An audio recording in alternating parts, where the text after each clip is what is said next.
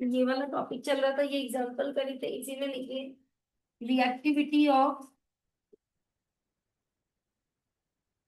Tertiary halide greater than secondary halide greater than primary halide for डिहाइड्रोहैलोजिनेशन।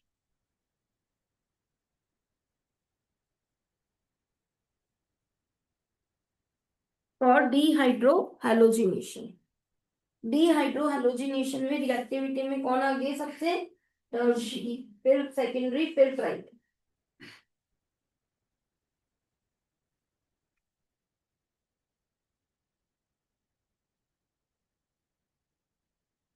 Tertiary halide का मतलब आता है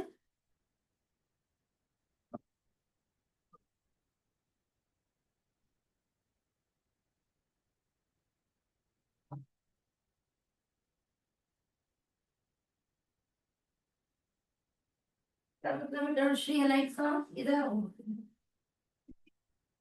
tertiary halide का मतलब बताओ। तो ऐसे ही लिखते हैं, कुछ भी नहीं है। वही वाली बात, कहाँ होगा और कौन होगा, बस। टर्शरी कार्बन पर एक्स होगा, तब उसे टर्शरी हैलाइड कहते हैं। सेकेंडरी कार्बन पर एक्स होगा और प्राइमरी कार्बन पर एक्स होगा। बता देते ना आपको, कहाँ होगा कौन होगा।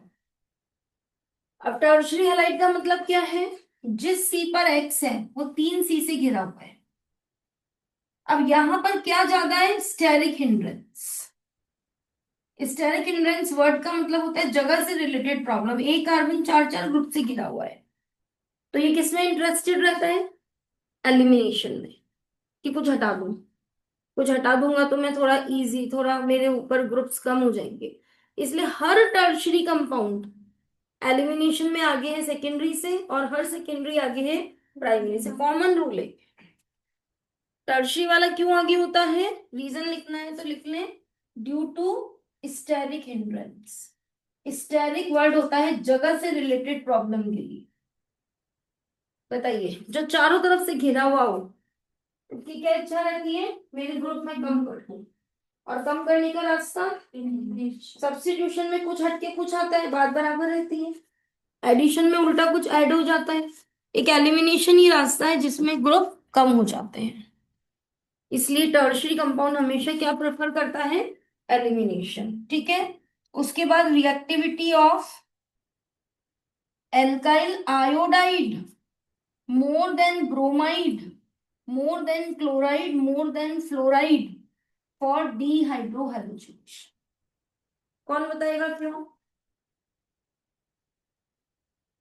Same reason. सबसे बड़ा साइज किसका है? आई बहुत जगह घेरता है, तो आई को निकालने की हमेशा इच्छा रहती है सबकी। और एफ का साइज सबसे छोटा है, एफ रुके कोई लोड नहीं। मतलब जहां पर जगह से रिलेटेड प्रॉब्लम है वहां एलिमिनेशन ज्यादा होगा। इन चारों में कौन कांस्टेंट है? आर। और हैलोजन का साइज बड़ा हो रहा है, तो जो बड़ा हैलोजन है उसका एलिमिनेशन ज्यादा, क्योंकि बड़ी चीज जाएगी तो रिमेनिंग पार्ट इजीली रहेगा। और इसमें क्या फिक्स है? हैलोजन। और एल्काइल ग्रुप टर्शरी, सेकेंडरी और प्राइमरी हो रहा है, तो टर्शरी वाले में एलिमिनेशन ज्यादा। आया समझ में? हो सकता है कल टेस्ट में आपको इसका क्वेश्चन मिले, ध्यान रखिएगा। अगर मैं चार हैलाइड दे दूं और arrange them according to their reactivity with alcoholic KOH, तो अल्कोहलिक KOH के साथ कौन सी रिएक्शन होती है? एलिमिनेशन। और एलिमिनेशन में कौन आगे होगा? टर्शरी, फिर सेकेंडरी, फिर क्वेश्चन करा देती, लिख लो। Which is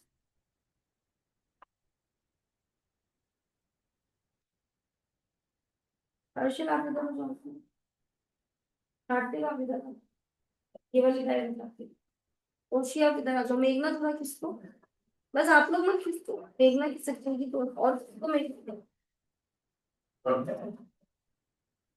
hmm,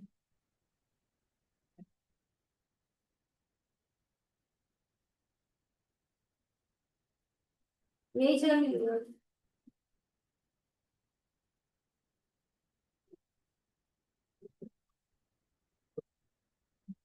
Which is more most reactive for which is most reactive for alcoholic KOH, which is most reactive for alcoholic KOH. Alcoholic KOH में सबसे ज्यादा रिएक्टिव इनके लिए कौन है? तो आपको समझ आना चाहिए कि अल्कोहलिक क्यूएच के लिए पूछ रहा है, मतलब कौन सी रिएक्शन के लिए पूछ रहा है? डिहाइड्रो हैलोजिनेशन, एलिमिनेशन, जिसका ऑर्डर ये होता है। अब मैंने ए दिया आपको CH3 CH2Cl, ठीक है। बी लिखिए CH3 CHCl CH3, सी लिखिए CH3C CH3 CH3Cl, डी लिखा मैंने CH3Cl। बताइए कौन अल्कोहलिक KOH के लिए मोस्ट रिएक्टिव है? टर्शियरी वाला। जिस कार्बन पे आप देखो ये कितना घिरा हुआ है चारों तरफ से, तो इसकी इच्छा रहती है कुछ निकाल दूं, इसलिए टर्शरी चीज, सुनिएगा वर्ड्स को, हर टर्शरी चीज एलिमिनेशन में सबसे आगे आती है। कोई भी एलिमिनेशन हो, यहाँ डिहाइड्रो हेलोजिनेशन है, बाकी हर एलिमिनेशन में सबसे आगे टर्शरी ही है।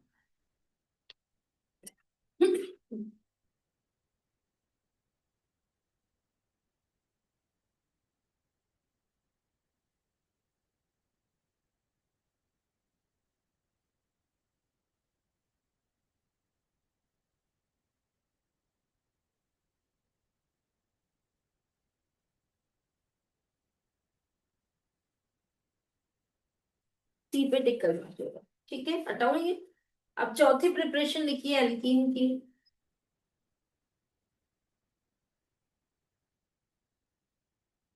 फ्रॉम एल्कोहल, कल पहली कौन सी लिखी थी? एल्काइन से लिंडार से सिस एल्कीन, और सोडियम इन लिक्विड अमोनिया से रामन। दूसरी किससे लिखी? मिसनल डाइजेनेस, विंडर्स यूज किया था। डी हैलोजिनेशन लिखवाया था क्या नाम? तीसरा लिखवाया डी हाइड्रो हैलोजिनेशन। अब देखिए कल आपके पास एल्काइल हैलाइड था, देखिए इधर, इसमें से आपने अल्फा से क्या लिया था और बीटा से, और अल्कोहलिक क्यूएच की प्रेजेंस थी। अब सुनिए आज किससे बना रहे हैं? अल्कोहल में सिर्फ यहाँ पर OH हो जाएगा, अल्फा से OH जाएगा, बीटा से वही H जाएगा, और वाटर निकालने का काम कॉन्सेंट्रेटेड H2SO4 कराएगा 170 डिग्री पे, और सेम वही बन जाएगा। कल वाली क्लास अगर आपने लिए अल्फा से X गया था, उसकी जगह आज अल्फा से क्या जाएगा, क्योंकि अल्कोहल है, और बीटा से H, और रिएजेंट बदल गया। ये काम कौन कराएगा? कॉन्सेंट्रेटेड H2SO4 170 पे, और वही आपकी एल्कीन। और वही सेम अगर मैं यहाँ OH ले लूं, वही दो बनने के चांस है, तो more substituted alkene will form as major product, बस रिएजेंट बदल गया, कौन हो गया? कॉन्सेंट्रेटेड H2SO4 170, फिर वही दो बन सकते हैं, जो मेजर है वो ये वाला बन। लेकिन इसका नाम सेटजेफ रूल नहीं है। सेटजेफ रूल नाम तो RX के लिए ही है। हाँ, सेटजेफ रूल यहाँ अप्लाई हो जाएगा। अल्कोहल में भी अगर कितने एल्कीन बनने के चांस हो, दो, तो सेटजेफ रूल से ही डिसीजन लिया जाएगा, पर सेटजेफ रूल का ये पार्ट नहीं है, इसलिए सेटजेफ रूल में कल वाला ही लिखा जाएगा, पर काम एज इट इज चलेगा। क्या हटा रही हूँ? वाटर का हटना क्या सिखाया था नाम? डिहाइड्रेशन। कल क्या हटाया था? HX, तो नाम क्या था? डी हाइड्रोहाइड्रेशन। आज क्या हटा रहे हैं? वाटर। OH और H दोनों हटा रहे थे ना, तो आज क्या नाम है? डिहाइड्रेशन, ठीक है, लिखिए फ्रॉम एल्कोहल। रिएक्शन का नाम लिखिए डिहाइड्रेशन रिएक्शन, बाय लगा।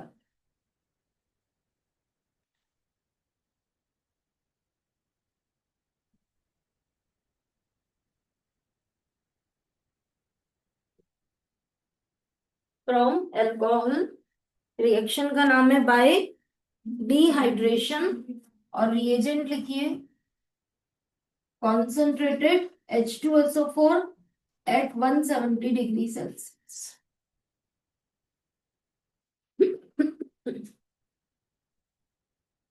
From alpha carbon OH, beta carbon H remove, as water.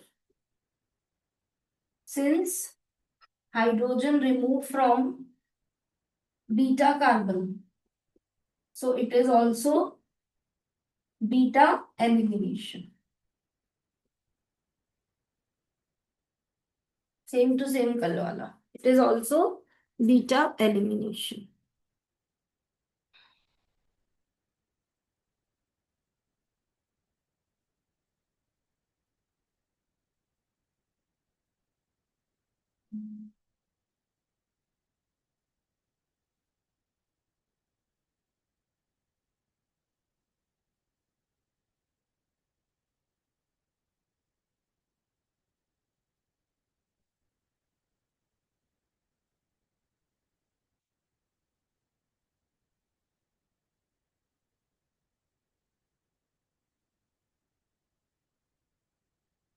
Activity का same order, tertiary alcohol greater than secondary greater than primary. दो कार्बन दिखा दो, एक पे OH दिखा दो, एक पे H. OH वाला अल्फा, ये बीटा.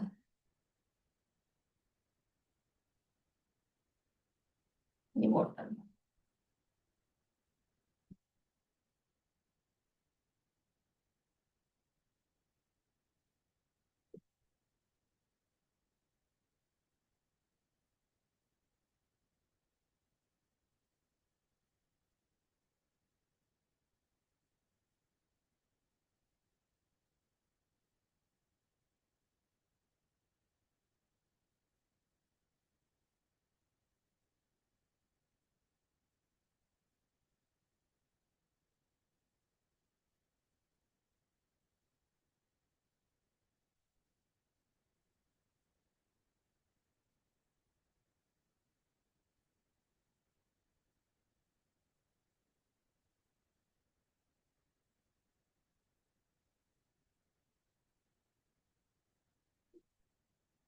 ये अल्फा, ये भी बीटा, ये भी बीटा.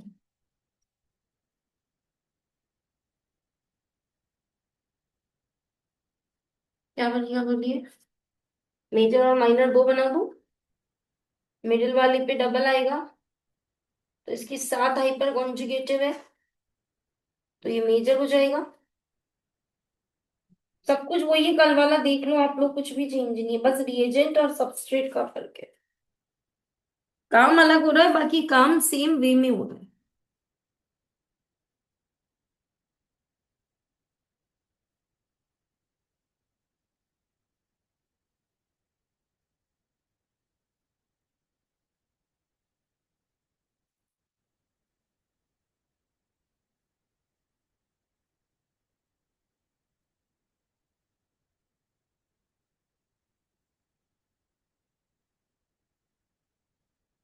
सारा प्रिपरेशन कंप्लीट.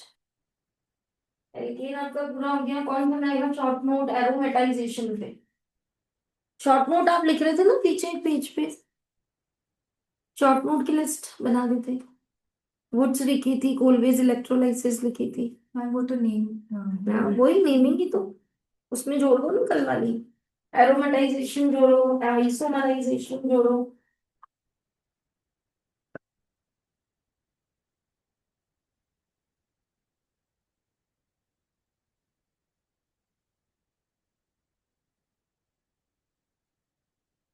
ये हो गई, वुड्स हो गई, कोलवेज इलेक्ट्रोलाइसिस लिख लिया था.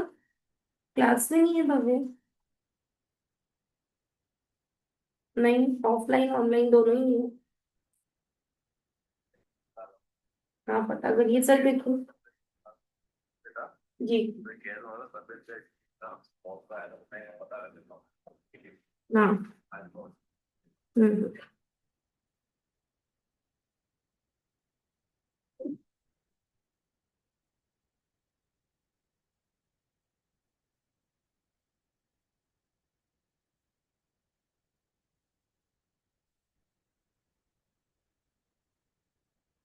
चलना आगे, बताएगा कोई? एरोमेटाइजेशन का शॉर्ट नोट.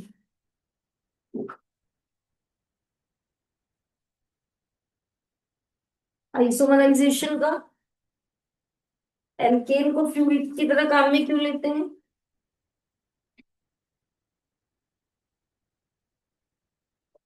लिखिए केमिकल प्रॉपर्टीज ऑफ एल्केन।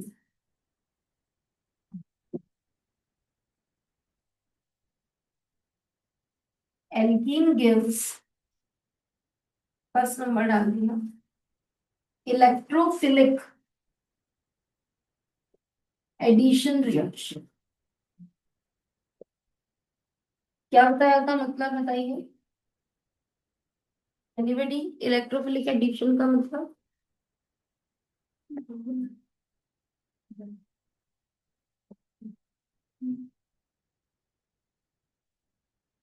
नहीं, फर्स्ट इलेक्ट्रोफाइल ऐड,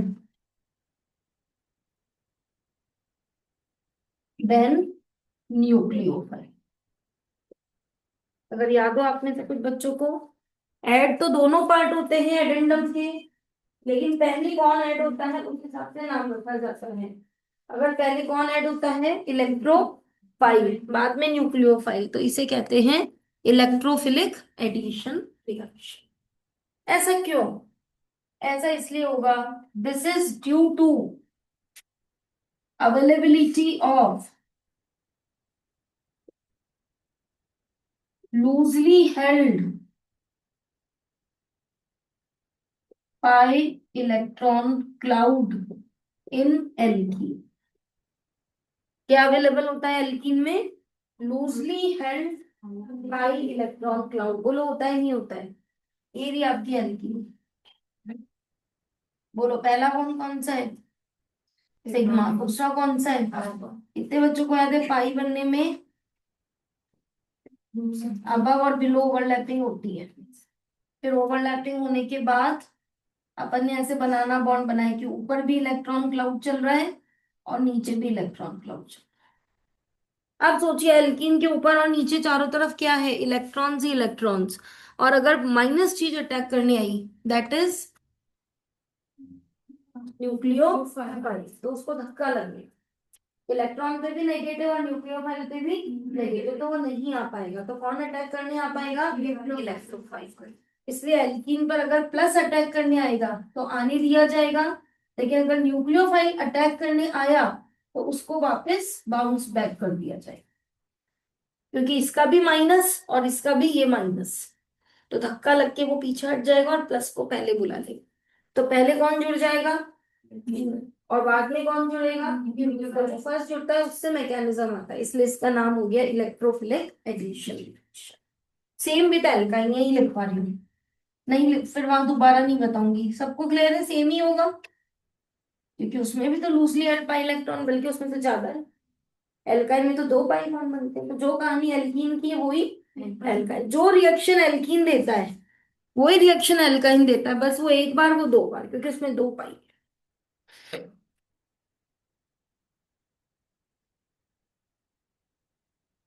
ठीक है, alkene gives electrophilic addition reaction. अब उसमें वन पढ़ा रही हूँ, देख लीजिएगा।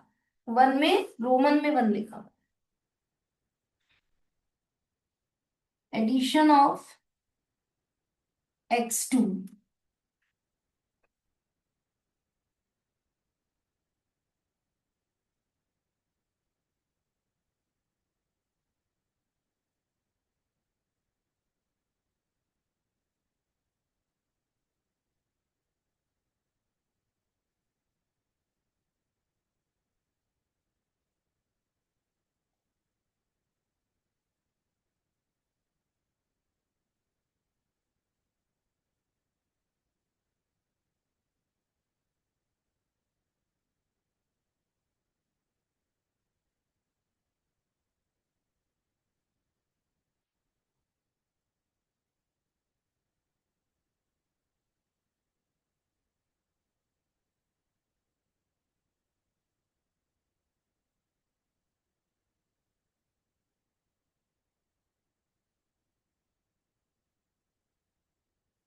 क्या नाम रहेगा रिएक्शन का?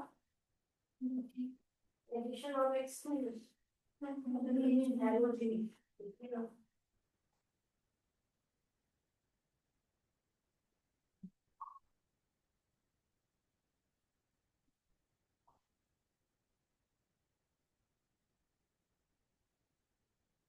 एल्कीन बनाओ, C double bond C general, X2 जोड़ो प्लस करके, खुद करो देखो आ जाएगा तुम्हें। कोई एल्कीन नहीं बनाने, जनरल बनाओ, सी डबल बॉन्ड सी, X2 जोड़ो, पाई तोड़ो, 2 सिग्मा फ्री करो। सबको याद है, एक पाई टूटता है तो 2 सिग्मा, सबको आ गया। बोलो क्या हो जाएगा, एक पाई तोड़ो, 2 सिग्मा फ्री, क्या जुड़ जाएंगे, एक्स एक्स, क्या बन गए, विसिनल डाई हैलाइड। और कल विसिनल डाई हैलाइड से क्या बनाई थी, बस आपस में घूमते फिरते हैं ये लोग, और पे ये सभी हैं ले दे के, वो उसको बना रहा है वो उसको बना रहा है। कल विसिनल डाई हैलाइड से एल्कीन बनाते समय X2 हटाया था जिंदर से, आज एल्कीन में X2 जोड़ दिया, वो बन गया वापस। अब मुझे बताओ कोई भी एल्कीन हो क्या इशू है, प्रोपीन ब्यूटीन पेंटीन, क्या इशू है, डबल बॉन्ड पे जाना, तोड़ देना, एक एक एक्स जोड़ देना। तो मैंने लिया प्रोपीन, क्लोरीन से रिएक्शन कराई, बना लो जल्दी से।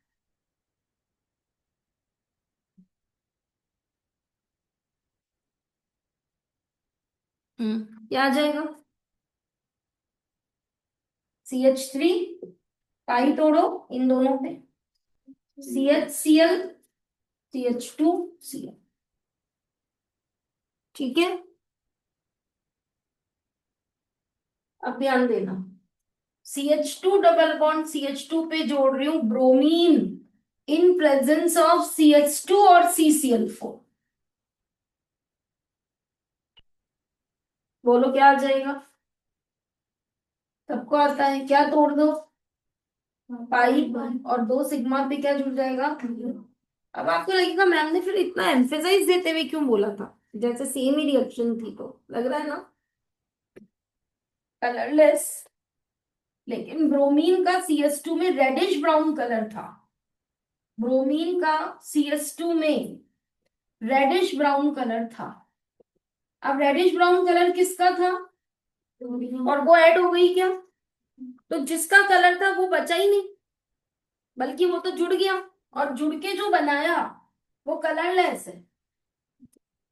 तो bromine in CS2 has reddish brown color.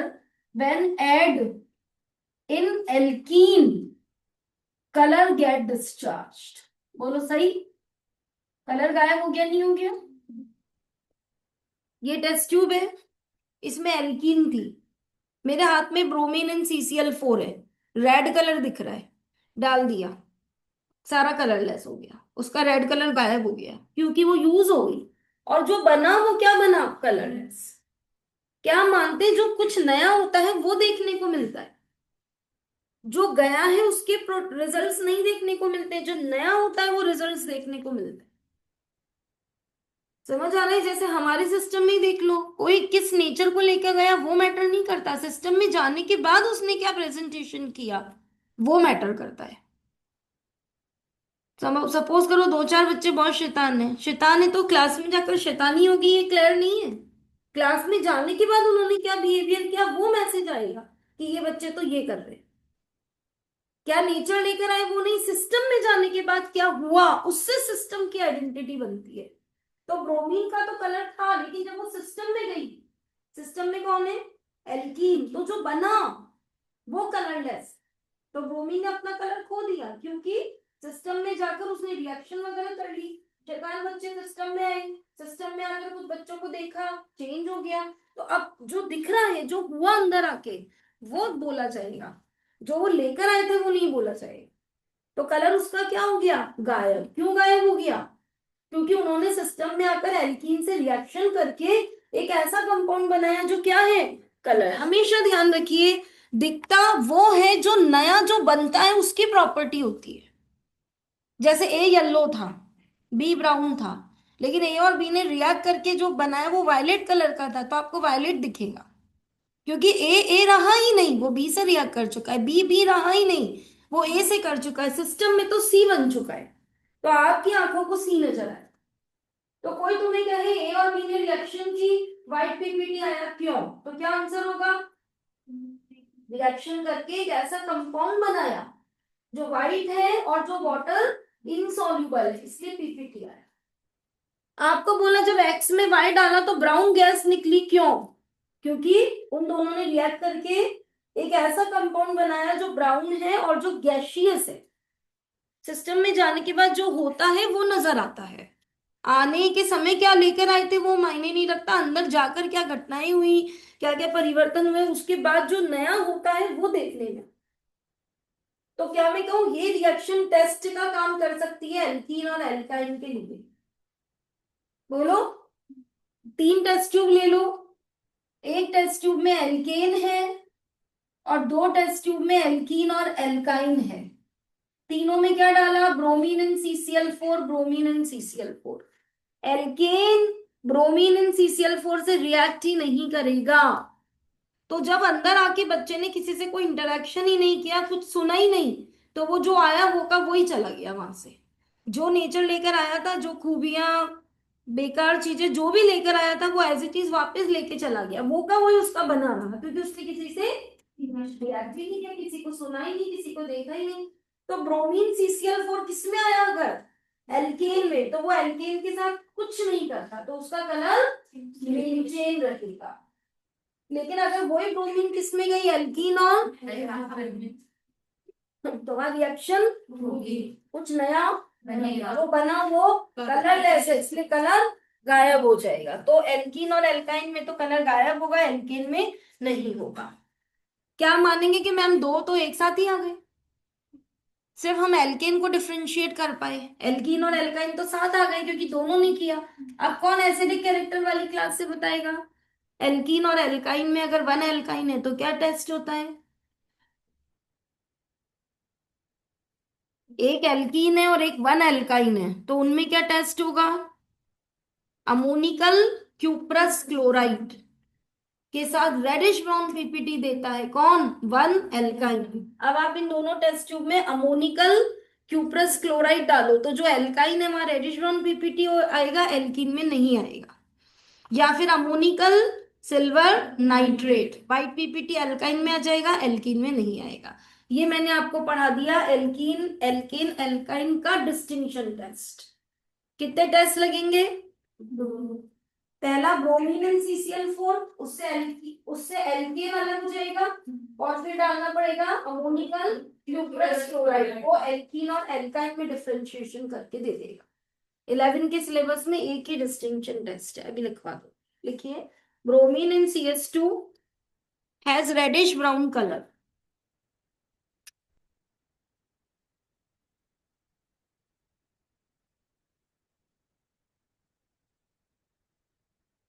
Bromine in CH2 has reddish brown colour when added in alkene और एल्काइन।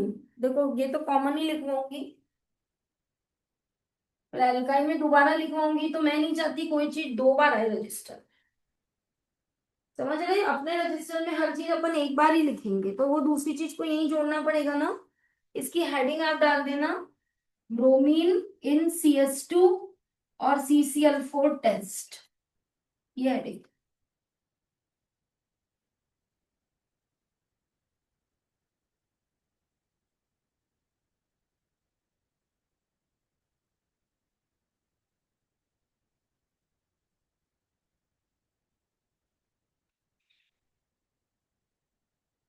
ब्रोमीन इन CH2 और CCl4 test. Bromine in CH2 has reddish brown color. When added in alkene or alkyne, color get discharged. So this reaction is used as test for alkene or alkyne. Test समझते हो ना? बोलो। Malaria आपको है या नहीं है, उसके लिए एक रिएजेंट सेट है, वो डाला और टेस्ट आ गया तो कंफर्म हो गया मलेरिया है। उसी तरह से एल्कीन और एल्काइन है क्या, वो पता लगाने के लिए ये सबसे अच्छा टेस्ट है। ब्रोमीन हाथ में ले लो, वो रेडिश है और अंदर जाते ही कलर गायब, पहचान हो गई कि भाई डबल और ट्रिपल बॉन्ड वाली कंपाउंड बैठी है। टेस्ट हो गया।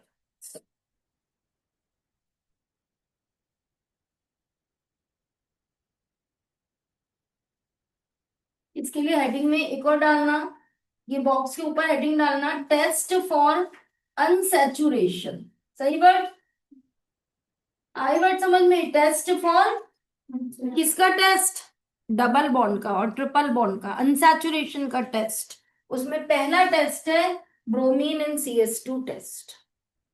और फिर मेरी चाहे यही बॉक्स बड़ा करके दो टेस्ट है तो वो टेस्ट यही खत्म कर देते हैं, फिर एक बहुत आगे जाके नंबर आएगा उसका, तो दूसरा भी यही सीख लो। दूसरा होता है बेयर्स टेस्ट। आप 12th वालों से पूछ सकते हैं, ये टेस्ट 12th की बुक में रैंडमली लगातार काम में आया है और नाम भी नहीं लिया है 12th की बुक में इसका, बेयर्स टेस्ट। किस किस का टेस्ट पढ़ रहे हैं, अनसैचुरेशन का, डबल बॉन्ड और ट्रिपल बॉन्ड का। कितने टेस्ट है, दो। पहला कौन सा, Br2 इन CCl4 टेस्ट, और दूसरा टेस्ट है बेयर्स टेस्ट। पहले लिखिए Baeyer's reagent, 1% cold dilute alkaline KMnO, ये बेयर्स रिएजेंट है। 1% कोल्ड डाइल्यूट, देखो वर्ड देखो कितने सारे, कोल्ड डाइल्यूट एल्कलाइन KMnO4। अगर आप लोग जानते हैं KMnO4 के बारे में तो ये पिंक कलर का कंपाउंड, वैसे KMnO4 वायलेट होता है, पर्पल, लेकिन कितना लिया है, मतलब 100 में एक हिस्सा। तो पर्पल चीज इतना डाइल्यूट कर दोगे तो लाइट पिंक शेड ही देगी।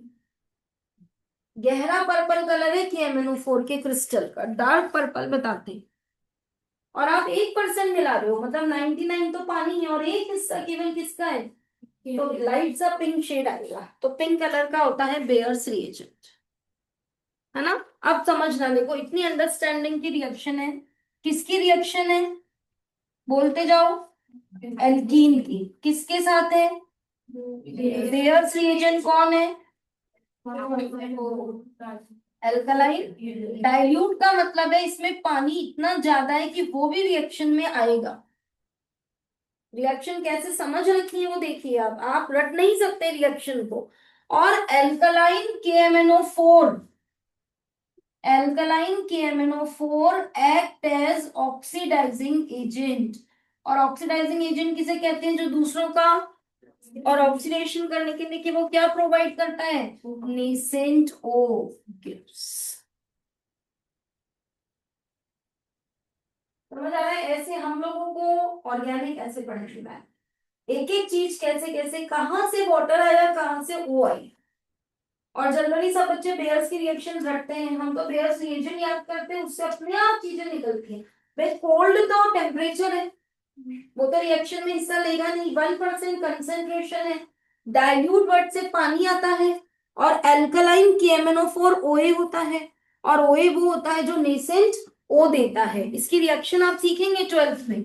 KMnO4 जब एल्कलाइन होता है, KOH के साथ रिएक्ट करता है तो K2MnO4 plus MnO2 plus nascent oxygen देता है, तो हमारे रिएक्शन में वो नेसेंट O काम होती है। आ रहा है समझ में। अब बताइए, इनसे दो OH आ जाएंगे क्या, बोलो, इन दोनों को सेट करके देखो, दो OH आ जाएंगे तो OH, और एक H इसको पकड़ा दो। आया समझ में, कितना इजी है, देखिए पाई बॉन्ड तोड़िए, पाई बॉन्ड तोड़ो और क्या बन गया, OH OH, है रिएक्शन। दो तीन बार देखना, मतलब 11th का कोई बच्चे 12th में रिपीट होता है, मैं बेयर्स एजेंट पूछती हूँ तो दो चार बच्चे तो बता ही देते हैं, याद रहता है बच्चों को, जबकि नंबर आता है सितंबर अक्टूबर तक 12th में। लिखेंगे तो याद रहेगा, क्या है bears reagent, 1% gold dilute alkaline. बोल तो फटाफट दो तीन बार, व्हाट इज बेयर्स रिएजेंट, हाँ, कोल्ड को नहीं लेना है, 1% को नहीं लेना है, डाइल्यूट से पानी उठाना है, एल्कलाइन KMnO4 से नेसेंट O उठानी है, वाटर और नेसेंट O से दो OH बनेंगी, और पाई तोड़ के दो सिग्मा पे एक एक OH होते हैं। क्या बना, कलरलेस कंपाउंड। बोलो टेस्ट हो जाएगा। क्या मैं कहूं ये है विसिनल एल्कोहल? कौन बताएगा? Yes, vicinal. एडजेसेंट पर जब सेम चीज होती है उसको ऑर्गेनिक विसिनल कहते हैं। ये विसिनल हैलाइड की जगह क्या है? एल्कोहल। कलरलेस है। अब बताओ टेस्ट हुआ नहीं हुआ? बोलो क्या टेस्ट हो गया? देन देखो इधर, अनसैचुरेटेड एल्कीन रिएक्ट विथ, बोलो किससे? Baeyer's reagent, pink colour get discharge. हो गया टेस्ट, पिंक कलर डिस्चार्ज हो गया। एल्कीन क्यों, एल्काइन भी, दोनों। Pink colour get discharge. बोलो ऊपर कौन सा कलर डिस्चार्ज हुआ? रेडिश। ब्रोमीन का कौन सा कलर था? रेडिश। वो डिस्चार्ज हुआ। और नीचे बेयर्स में कौन सा कलर डिस्चार्ज हुआ? Pink colour. लिख लो अच्छे से।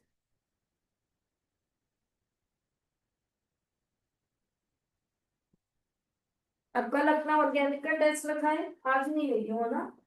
उसमें नॉमेनक्लेचर, आइसोमेरिज्म, इंडक्टिव, रेजो, होमोलोगस, जितनी रिएक्शन पढ़ा दी सब मैंने हाथ से खुद बनाई। मैंने इसलिए बनाया ताकि जो मैंने पढ़ाया उस हिसाब से मैं सारी रिएक्शन लिखूँ। A gives B gives C, C क्या होगा, इस तरह से चेन वाले क्वेश्चन सब बनाए।